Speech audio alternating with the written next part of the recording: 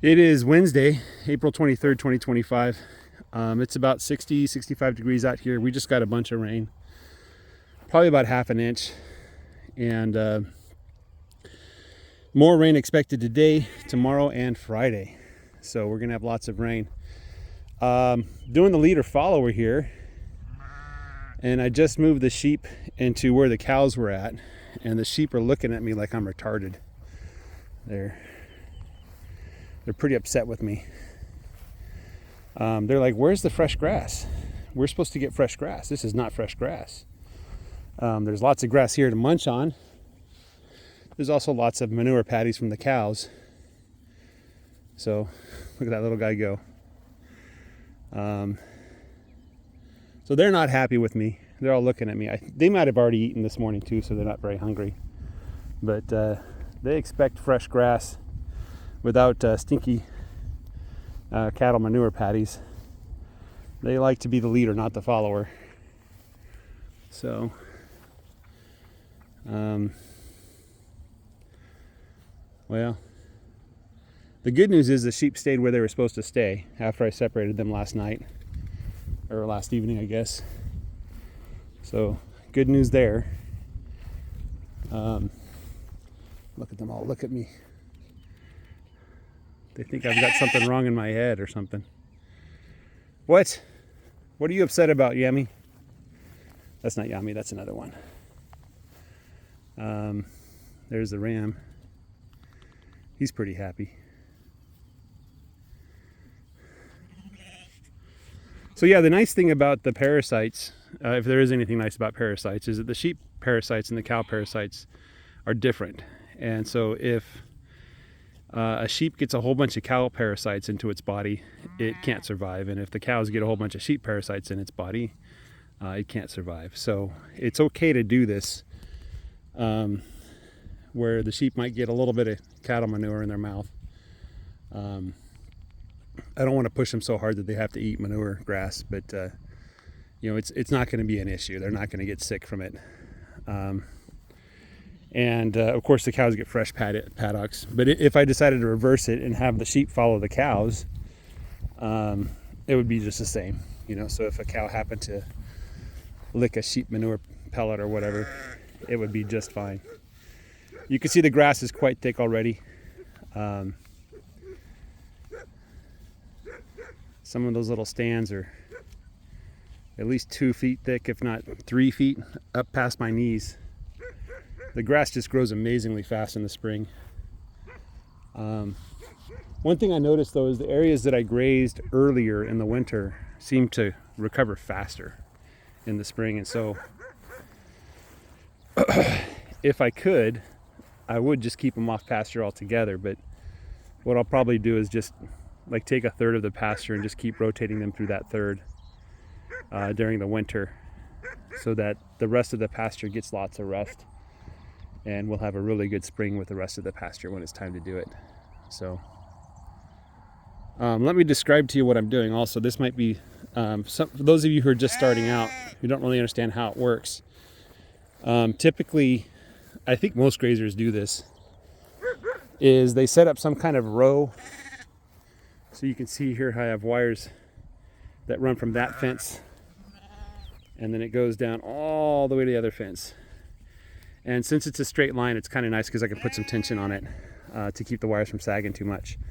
But so I just set up a row. So there's one wire, and there's another wire over here. Let me show you the other wire. This will make sense once you see it. If you were here, standing where I'm standing, you'd go like, oh, this makes complete sense. How you doing it? Commentators suggested, they said that leader follower is a little bit more work.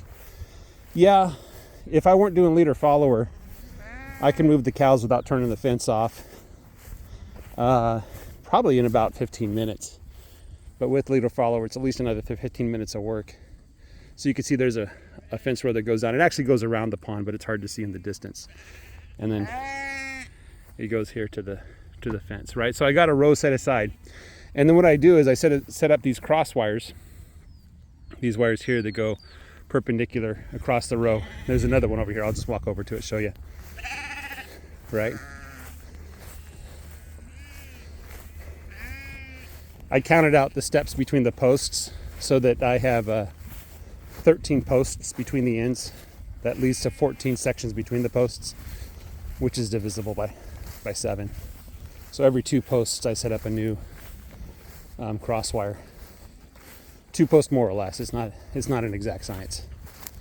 So this is probably not good. Let me change that. Get some pressure off of that hook. It's going to break off. These posts, I don't like them. They just break. At a certain age, they become very brittle and they just break. But these posts are strong and sturdy. They're flexible and they last forever. I think I've only broken 1 or 2. The other posts, the square ones, I've busted a bunch of them. So there's crosswire here, right? And so that's how you make little sections, tiny paddocks for the twice daily moves. If I were to do once daily moves, I would give them half the area. So a single, or 4 times daily moves, I'd give them half the area. For a twice daily move, which I'm thinking of experimenting with soon. So, and for these double wires, I'm just using a single reel. So it starts off here, it runs down along the bottom, and then you saw there it kind of comes back, and then it ends up here. And then I connect up the wires just by having them touch, which probably isn't the best way to do it, but it works, you know. It's not good to stretch these posts like that, but it'll work. Okay, and then so that the cows can get their water, I create a lane. And I do this anyway if I wanted to stop back grazing. Back grazing is when they go to previous paddocks and hang out and poop and pee there and eat. When what we want is we want the animals to move to fresh paddock and stay there and poop and pee there, right? We don't want them going to the same spot and putting all their manure in one spot, right? So I built a little lane, and so the crosswire that separates the sheep and the cows, it ends here at this point. And then there's a lane that goes down just like the wires, except for it crosses over where that water is. So it goes halfway across the water so that the cows can get half the water and the sheep can get the other half. And the minerals are on the cow side, for the cattle minerals on the cow side, and the sheep minerals are going to be on the sheep side. Now the cows will, in the process of going back and forth to get water, especially when it gets further and further, they will, take a little break, poop, pee, maybe munch on some grass if they see some fresh grass. It's not such a big deal in the lane. The size of the lane, this is kind of small. I don't know if the cows are going to like it, but if I want to create a lane that's comfortable for the cows, about 20 feet, 25 feet is probably more than enough.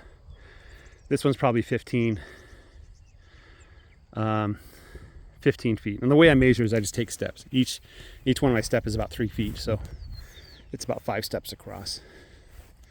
So the cows, they can go back and forth to their paddock, and it's narrow enough that they don't want to hang out here. They won't lay down. If a whole bunch of them come back, it gets kind of crowded, which might be a problem because they might push each other out of the fence. But if the water's close enough, they won't come back as a group. Once you get about 800 feet away from the water source, then they start moving as a herd to get water. So they'll all come back, get some water, and then they'll all go back to grazing in the ideal scenario, right? I do see some sheep grazing, not many. They're spreading out. They're looking for something to eat. They're looking at the grass on the other side of that wire. They're going to cross the wire, aren't they? Yeah, they're not happy about this. They're like, we were promised fresh grass in our contract twice daily. You violated the contract. We're gonna go to the Supreme Court for breach of contract. That's what they're thinking right now. They're gonna hire a little sheep lawyer and put a little sheep fundraiser on their GoFundMe. That's what they're thinking about right now. I can tell. I can see it in their eyes. Maybe they're going to form a sheep union, have a sheep union boss, go on strike from time to time, get better working conditions. I could see it in your eyes. You guys are going to rebel against me, aren't you? Anyway. Lady's like, I'm friendly with you. You could be my friend, but I'm going to jump the fence whenever I want to. Her tail's cleaned up nicely, as you can tell. So, how about you guys? So anyway, not much else to add. That's just kind of the system I've been using. One of the biggest problems with setting up the fence is the corners. It puts tension. If you put tension on the wire, the corners will bend, and sometimes the wire will come off the post. That's why I like the fiberglass rods, the little fiberglass rods. They provide a little resistance to that. So I try at every corner. I try to put a fiberglass rod, just to try to keep things the way it's supposed to be. So, hey there, Ramy Jr.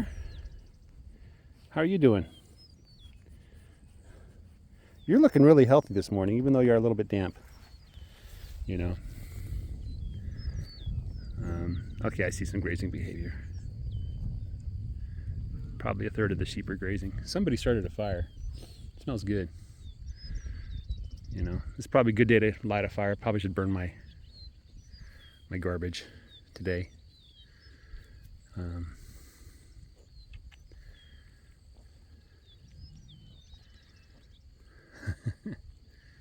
Yeah, they're not happy. They're confused because they moved and it's not fresh grass. So, see if you can see. I think if you zoom in, you might be able to see her hoof. Step. Maybe we should take another step forward.